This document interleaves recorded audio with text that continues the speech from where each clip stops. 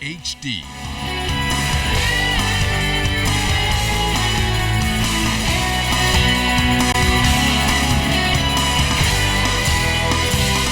ZNS Network presents The Bahamas Tonight. This portion of the news brought to you by BTC Everyday. Prime Minister Perry Christie promises to introduce even tougher measures to combat criminality in 2016. Good evening, everyone. I'm Chris Saunders. Just last month, Commissioner of Police Ellison Greenslade reported that he and the Prime Minister had a meeting to tackle many of the crime woes. In the Prime Minister's Christmas message, he stated that bringing down crime is a challenge of the highest priority and one that he says they are determined to tackle.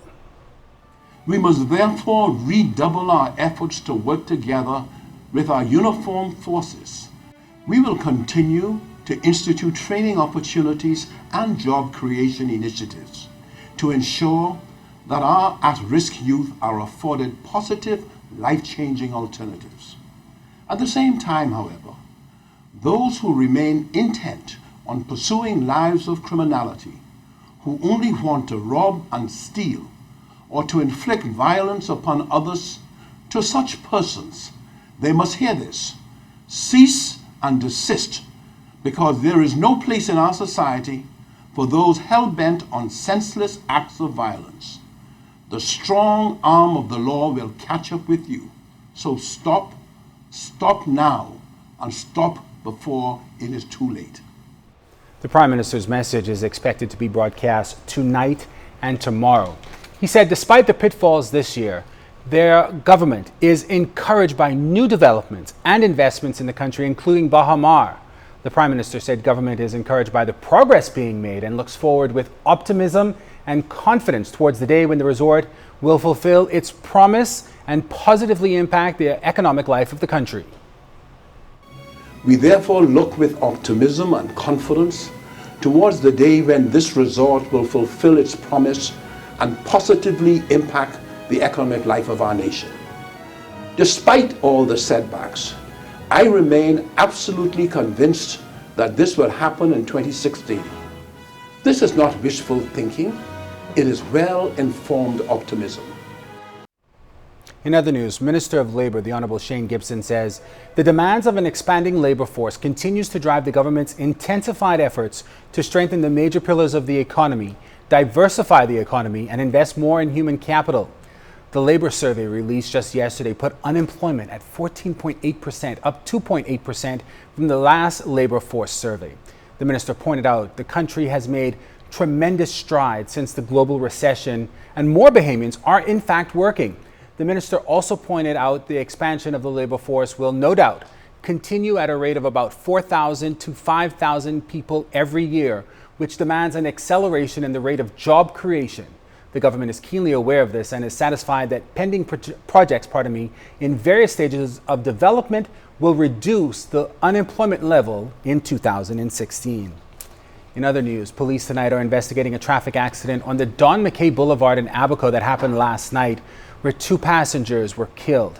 Police say the female driver of a black 2003 Mercedes-Benz collided with a 2000 Honda Civic, resulting in the death of 2 passengers. We got this update from Radio Abaco's Silbert Mills, who was on the scene. Abaconians are shocked. It started just after midnight when news began spreading of a 2-vehicle collision in the center of Marsh Harbor. When we arrived, we met police and ambulance vehicle in full trauma mode with 2 persons already loaded in the vehicles. And they were off to the clinic, and a close inspection of the site revealed that 3 other persons, all male, were lying on the ground in need of urgent medical care.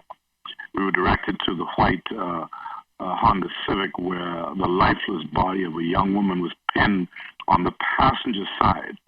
A few minutes later, another ambulance vehicle turned up. Bystanders assisted EMS with the 3 persons who were on the ground and physically carried one of them to the vehicle. The female's body was eventually removed from the vehicle with volunteer firefighters using the jaws of life.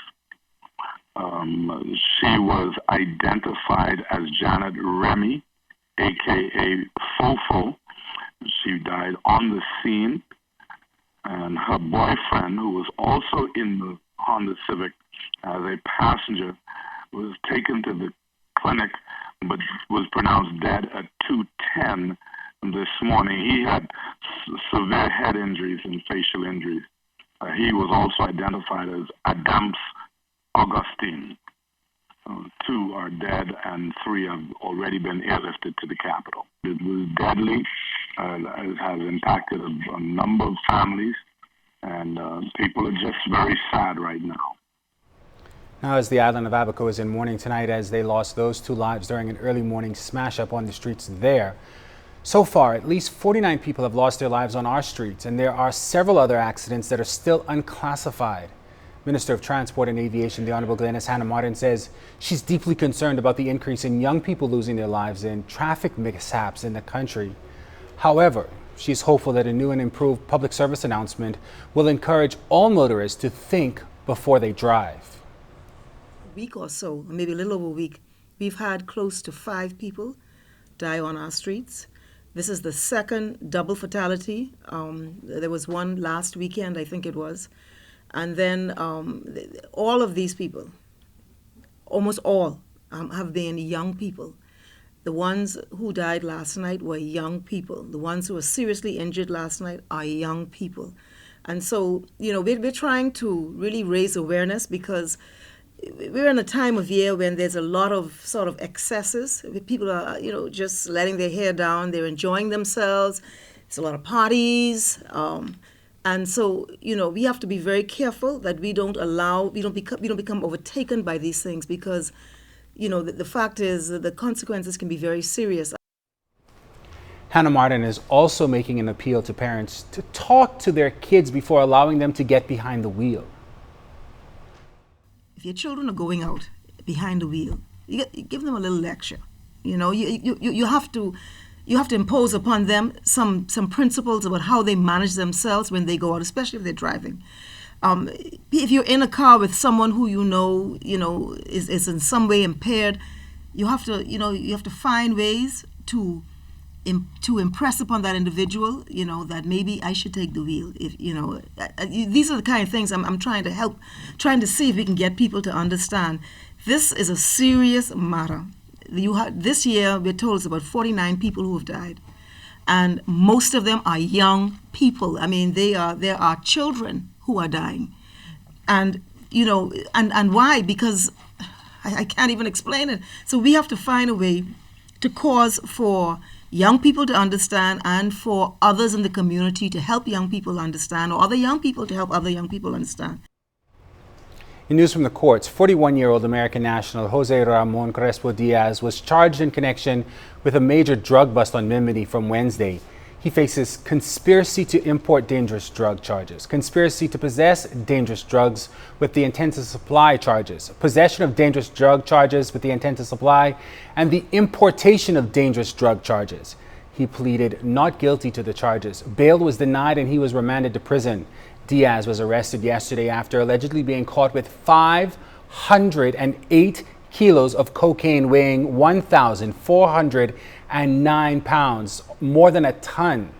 The drugs have an estimated street value of $11 million. The drug bust was part of a major operation between local and American drug enforcement teams. Diaz returns to court on March 1st next year for trial.